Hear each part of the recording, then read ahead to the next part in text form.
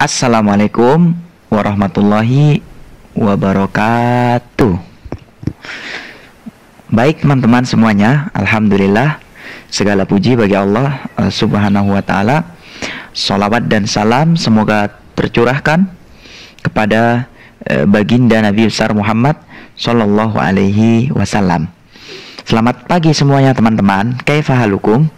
Semoga kalian sehat selalu ya.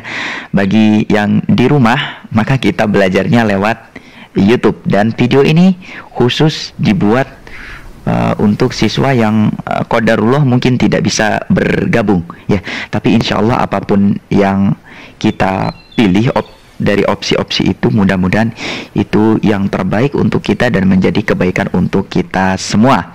Oke teman-teman yang masih di rumah, masih ingat gak kita terakhir belajar apa? Kita belajar terakhir itu apa ya? Kalau nggak salah belajar tentang adab bermasyarakat ya, adab bermasyarakat. Kemudian kita juga belajar tentang perbuatan yang mengundang kerusakan di tengah masyarakat. Oke, hari ini kita akan ngobrolin atau belajar tentang peran seorang muslim di tengah masyarakat. Nah, seorang muslim itu apa? Ya kita, ya. Ustadz, kalian itu muslim, orang yang beragama Islam. Nah, kita sebagai orang yang beragama Islam, apa yang bisa kita lakukan di tengah masyarakat? Nah, ini yang akan kita pelajari. Oke? Nah, kita semangat ya. Sebelum dimulai, berdoa dulu sebentar ya. Silahkan kalian berdoa masing-masing di rumah ya. Oke, kita lanjutkan ya. Peran seorang muslim di tengah masyarakat ya. Jadi seorang muslim itu diharapkan bisa memberikan efek atau pengaruh yang baik teman-teman ya, ketika kesehariannya di tengah masyarakat, berhubungan dengan masyarakat. Intinya seorang muslim harus memiliki atau ikut andil di dalam kebaikan-kebaikan di tengah masyarakat. Tapi kita bahas satu persatu ya. Yang pertama, peran seorang muslim di tengah masyarakat, diantaranya seorang muslim itu diharapkan bisa berdakwah di tengah masyarakat baik dengan ucapan maupun perbuatan, dalam rangka terciptanya masyarakat yang cinta Al-Quran dan Sunnah ya, seperti itu. Jadi diharapkan nih keberadaan kalian ya, seorang muslim, baik kalian masih kecil, ketika sudah remaja nanti, atau ketika sudah dewasa, itu harapannya kalian bisa berdakwah di tengah masyarakat. Dakwah itu apa Ustadz? Dakwah itu mengajak kepada kebaikan, itu dakwah ya. Mengajak orang untuk sholat, itu berdakwah. Mengingatkan orang untuk sedekah, itu dakwah.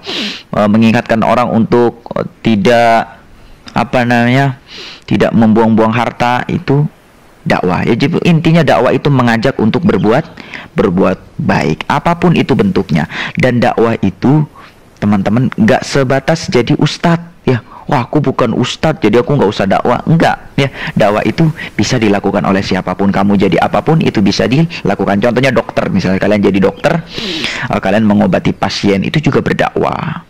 Sembari kalian ingatkan yang mengobati itu Allah, yang ngasih sakit itu Allah, itu salah satu bentuk berdakwah. Jadi pedagang, kalian juga dakwah ya.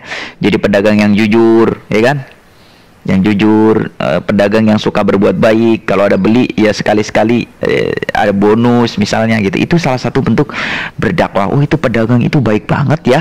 Wah, itu yang bisa dilakukan seorang muslim. Jadi berdakwah itu tidak harus jadi ustadz, jadi apapun bisa ya. Dan berdakwah bisa melalui ucapan atau perbuatan juga bisa. Nggak harus ngomong, ayo sholat, enggak. Tapi kamu lakukan dengan perbuatan. Misalnya kamu berangkat ke masjid tepat waktu, itu bentuk dakwah, sehingga orang-orang tuh ngelihat, itu si fulan itu anak cahaya Quran itu kalau sholat tepat waktu ya, rajin, masya Allah, aku ikutin. Nah, itu salah satu bentuk berdakwah dengan perbuatan. Maka dakwah itu bisa dilakukan oleh siapapun, dan itu tidak hanya perkataan atau ucapan, tapi juga bisa dengan perbuatan ya, gitu. Nah, anjuran berdakwah ini ada di dalam surat Al-Fussilat ayat 33 ya. Siapakah orang yang lebih baik perkataannya daripada orang yang mengajak ke jalan Allah ya. Jadi intinya dakwah itu mengajak ke jalan Allah, mengajak untuk berbuat baik ya. Ini kalian lakukan, diharapkan kalian orang yang beragama Islam bisa melakukan ini seperti itu. Kita lanjut. Ya. Nah, seorang muslim diharapkan bisa mewujudkan kedamaian di tengah masyarakat, mendamaikan masyarakat yang bertikai demi terciptanya persaudaraan antar masyarakat. Nah, ini penting banget teman-teman, ya, penting banget. Seorang muslim itu diharapkan bisa menciptakan perdamaian di tengah masyarakat, atau ikut andil, ikut bagian, ya, kerukunan di antara masyarakat, saling menghormati, tidak saling menghina, saling menjaga. Itu penting sekali di dalam keharmonisan di dalam bermasyarakat, ya. Ketika ada dua tetangga yang bertikai misalnya lagi bertengkar, nah, tugas kita menengahinya, ya. Kita panggil misalnya kepala desa atau Pak RT, ya kan. Nah, kita kasih tahu ada yang bertikai, kita damaikan. Itu salah satu peran seorang muslim di tengah masyarakat. Dan mendamaikan seorang muslim yang bertikai, mendamaikan orang yang bertikai, itu salah satu amal ibadah yang sangat mulia dan diperintahkan oleh agama, ya. Seperti itu. Jadi ketika ada orang bertikai, jangan malah diadu. Waduh, udah ini pindah ke sana ngomong A, pindah ke sana ngomong B, udah berantem aja. Enggak, tapi seorang muslim itu harus mendamaikan orang yang bertikai. Itu seorang muslim yang sejati. Mendamaikan maksudnya apa, Ustadz? Maksudnya bikin mereka nggak berkelahi lagi, ya. Berbaikan, salaman, seperti itu, ya. Oke, mungkin itu aja teman-teman, ya. Itu tentang peran seorang muslim di tengah masyarakat. Ada dua tadi. Pertama, bisa berdakwah, mengajak ke jalan Allah, mengajak yang baik. Kemudian yang kedua, bisa ikut andil dalam mewujudkan kedamaian. Ketika ada orang yang bertengkar, kita damaikan, ya. Seperti itu. Hada wallahu ta'ala ala wa alam. Terima kasih banyak yang sudah hadir di pelajaran online ini. Bagi yang di rumah, Ustadz selalu support kalian, ya. Ustadz selalu awasin kalian, ya. Terima kasih banyak. Assalamualaikum warahmatullahi wabarakatuh.